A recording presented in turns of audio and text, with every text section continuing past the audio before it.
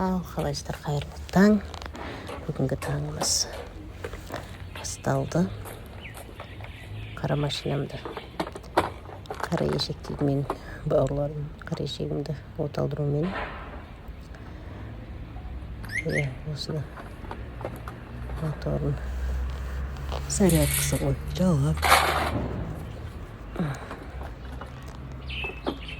жұмысқа дайындап жатырмын. Машинасының қасында осы адамдар неғып жыбырлап кетеді десем, осы екен ғой, іші сыртын тексеріп, майын тексеріп дегендей. Бізде де сол жыбырлап тұрмыз. Қара сөмкемді алып алдым. Ішінде ноутбугым бар, телефонымды велосипедіме қойып қосып жатырмын. Музыкалатып мектепке келдік. Бүгінгі жұмысым терезе жуу.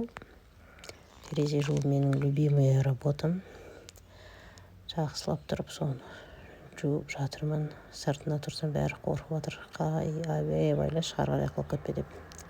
Еңсесі биік, астында подвал бар, сондықтан бұл екінші этаж саналып біздің тұрған жеріміз.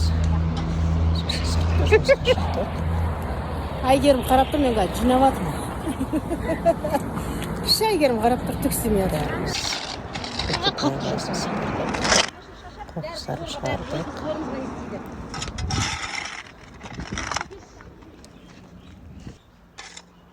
Жанар пысық болып жатыр. Жас келсе іске деп, жастарды жұмсап қойып тұрмыз арасында. Мектепте барсаңдар тас жинайсыңдар ма деп айтады күйеуіміз. Көрсетейікші, осы шынымен де тас жинап жатыр қой деп күлеміз. Не істеп келесіңдер осы мектепке барғанда, шаршап келесіңдер әйтеуір дейді.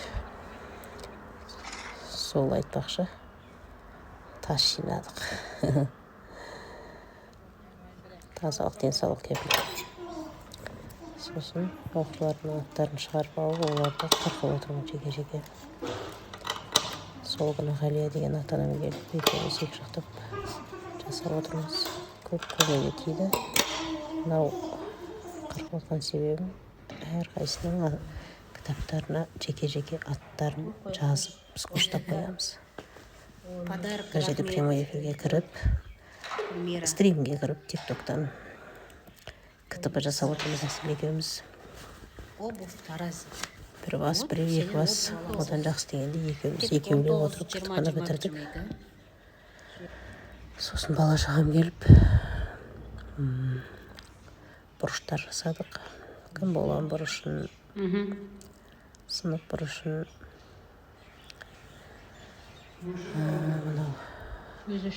сандарды, санның құрамы, сандық сәулені жаса білдік.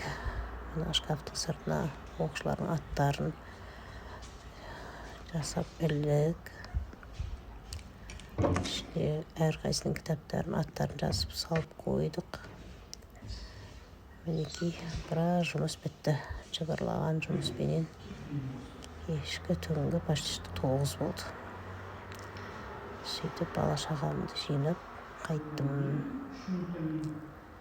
Обедімізге өзім жаққан салатты жедік. Барышкен жегенім сол болды. Осымен күнім тамам.